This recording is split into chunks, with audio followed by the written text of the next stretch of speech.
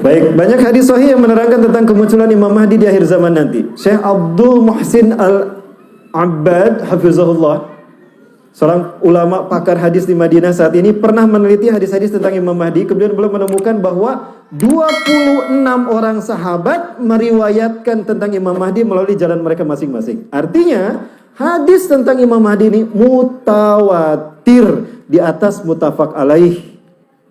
Jadi urutannya mutawatir, muttafaq alaih, Sahih Bukhari, Sahih Muslim, baru Ahmad, Abu Dawud, At-Tirmidzi, terus sampai Ad-Darimi. Itu urutannya. Ada 36 kitab hadis yang menukilkan hadis tentang Imam Mahdi. Di antaranya Sunan An-Nasai, Abu Dawud, dan Sunan At-Tirmidzi, Ibnu Majah. Demikian pula tertulis dalam Musnad Ahmad, Sahih Ibnu Hibban, dan Al-Hakim dalam Mustadraknya. Sampai-sampai sebagian ulama menyimpulkan hadis-hadis tentang Imam Mahdi ini derajatnya mutawatir ma'nawi. Artinya, jika kita menolak hadis Imam Mahdi, sama dengan mengkafiri sebagian ayat dan iman pada sebagian ayat. Haram hukumnya. Dia harus menerima. Baik, Rasulullah SAW menjelaskan dari Abu Sa'id Al-Khudri, yakhruju fi akhiri ummatinu, kan? Disebutkan akan keluar pada masa terakhir dari umatku, ya zaman kita, Al-Mahdi. Yaskihillahul gaisa, Allah memberikan kepadanya hujan. Oh, berarti Imam Mahdi muncul ketika zaman kekeringan 3 tahun tadi. Buktinya Allah memberikan kepada beliau hujan. Berarti di interval tahun 19 sampai 2022. Berarti di interval kita ini. Betul? Nanti terakhir kita sampaikan penjelasan pembuktian dari Ustaz Zulkifli Ali kalau Imam Mahdi sudah ada di tengah-tengah kita. Sekarang berada di Suriah. Kita percepat pembahasannya. Aduh, waktunya nih berpacu dengan waktu. Pada saat beliau muncul, bumi menumbuhkan tanamannya, harta dibagi-bagikan, banyak binatang ternak umat ini menjadi mulia. Hidup selama 7 atau 8 tahun bersama umat Islam. Artinya 7 sampai 8 musim haji. Berarti 7 sampai 8 tahun. Baik, kita percepat lagi. Ciri-ciri fisik ciri-ciri yang lain. Mahdi muncul dari keturunanku melalui jalur Fatimah dari Al-Hasan, bukan dari Al-Husain sebagaimana klaim orang-orang Syiah. Kenapa harus dari Al-Husain? Karena Husain menikah dengan gadis dari Persia. Beda Ahlul Bait versi kita dengan versi Syiah. La tunqadad dunya hatta yamlikul arabu rajulun min ahli baiti. Tidak akan habis dunia sehingga seorang laki-laki dari keturunanku akan memimpin bangsa Arab. Yuwati usmu ismi, namanya saya namaku Muhammad. Oh, berarti Imam Mahdi akan memimpin Arab setelah kerajaan Arab berakhir, dinasti Ibnu Saud berakhir. Yuwati usmu ismi wa ismu abi ismu abi. Namanya sama dengan namaku dan ayahnya sama dengan nama ayahku, Muhammad bin Abdullah. Al-Mahdi memiliki hidung yang mancung, dahi yang lebar. Rasulullah menyatakan Al-Mahdi minni, Al-Mahdi dari keturunanku, ajlal jabhati, lebar dahinya. Saya sudah mirip dengan beliau dalam dahinya. Aknal angfu, tipis hidungnya, menandakan hidungnya mancung. Ya, saking mancungnya jadi kelihatan tipis. Yamlikul ardo kistan wa adlan. Beliau akan memenuhi dunia ini dengan kesejahteraan, kesetaraan dan keadilan. Kama muliyat jawran wa zulman. Sebagaimana penuh dengan pembantaian dan kezaliman. Yamlikus sab'a sinin. Beliau memimpin 7 tahun. Angka 7 lebih banyak disebut ketimbang 8 dan 9. Ada kemungkinan 7 tahun. Kita hitung lagi nanti ya, kalau waktu kita cukup. Ciri lain Afrikal sanaya. Gigi-gigi depannya renggang. Coba lihat, barangkali ada mas-mas yang giginya renggang. Sudah mirip dengan Imam Mahdi. Gigi depannya bariqat sanaya, giginya putih cemerlang.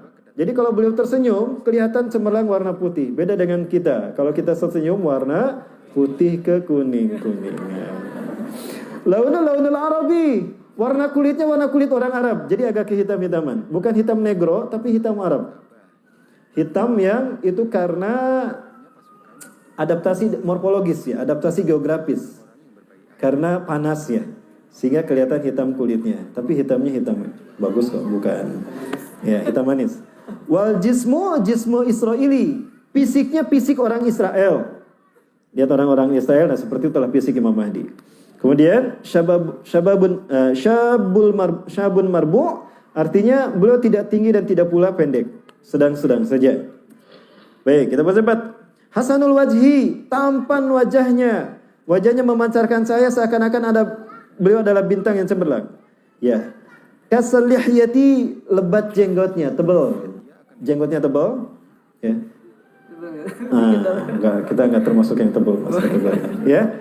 Kemudian aswadu fi khadihil aimani khalid, ada pipi, ada di pipi kanannya ada tai lalat.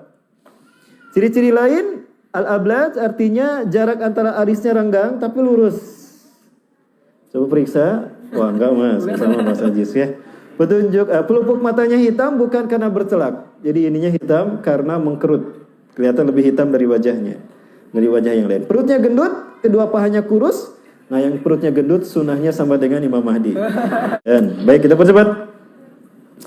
Minna alladhi yusalli Isa ibn Maryam khalfah. Nah, ini membuktikan kata Rasulullah kalau Imam Mahdi akan menjadi imam dan Nabi Isa di belakang. Ya. Kapan ini akan terjadi? Penuh sekalian. Nah, ini. Baik. Ya wafilah. Kita berada di posisi yang keempat sekarang. Di fase yang keempat, Mulkan Jabariyah. Ya, kita berada di fase yang keempat. Di mana di fase inilah Barat memimpin dunia. Ya, dan angka yang dimaksudkan ini tidak lama fase yang Mulkan Jabariyah. Fase di mana Eropa memimpin dunia saat ini sudah akan berakhir. Kenapa? Karena Rasulullah membatasi hanya 100 tahun. Karena setiap 100 tahun sekali Islam akan memimpin kan? Turki Utsmani angka yang terakhir kan 1924. Berarti ada 5 tahun tersisa. 5 tahun inilah di masa Imam Mahdi akan muncul. Karena sebelum untuk fase yang kelima itu Imam Mahdi sudah selesai berperang.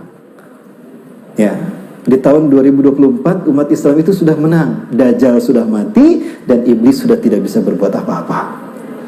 Berarti tersisa 5 tahun lagi. Nah, interval tahun ini 5 tahun inilah Imam Mahdi akan muncul. Sementara Rasulullah menyebutkan Imam Mahdi akan muncul ketika kekeringan, sehingga ketika dia dibaiat akan turun hujan. Bumi-bumi menumbuhkan tanaman. Berarti di interval 2019-2022. Jadi gimana teh? Memang kita berada pada fase akhir dunia. Siap-siaplah untuk kita mengalami fase tersulit di muka bumi. Maka akidah, perbuat tawakal kepada Allah, persatukan kita. Karena dengan berjamaah kita akan aman. Baik. Nah, bagaimana prosesnya terjadi? Aduh, waktunya sudah habis. 2 menit lagi. Nah, Rasulullah bercerita begini. Karena saking sudah susahnya negara-negara dunia, maka para ulama dari negara-negara Islam tadi pergi ke Mekah. Sambil ibadah haji mereka mengadukan kesulitan negara mereka kepada Allah. Sampai pemimpin mereka pun ada yang difitnah sehingga tidak bisa kembali ke negara mereka. Bukankah terjadi di Indonesia? Maka saya yakin dari 7 ulama yang akan berbayat pada Imam Mahdi, salah satunya adalah Habib Rizik Sihab. Allahu Akbar. Allahu Akbar. Beliau yang akan mengadukan kondisi Indonesia kepada Imam Mahdi. 7 ulama ini bertemu. Kenapa Anda datang bertemu dengan kami? Karena kami mencari Imam Mahdi. Negara kami sudah seperti. Kalau gitu sama alasan kita. Yuk kita cari. Ditemukanlah di Mekah. Nuwun sewu, mungkin Anda tahu Imam Mahdi orangnya seperti ini. Oh, di sebelah sana. Terus takhodam MD sama Mekah. Terus ke sana Anda akan bertemu. Ketemu tuh. Maka 7 ulama tadi mengatakan, ibsit yadaka, ulurkan tangan Anda. Ubaiku ala sami Allah. Kami bayat pada Anda. Imam Mahdi menolak. Dia menolak kata Rasulullah. La, lastu mahdian. Ada ihda minal ansar. Aku bukan Imam Mahdi. Aku hanya orang Ansar Madinah saja. Lari ke Madinah tuh.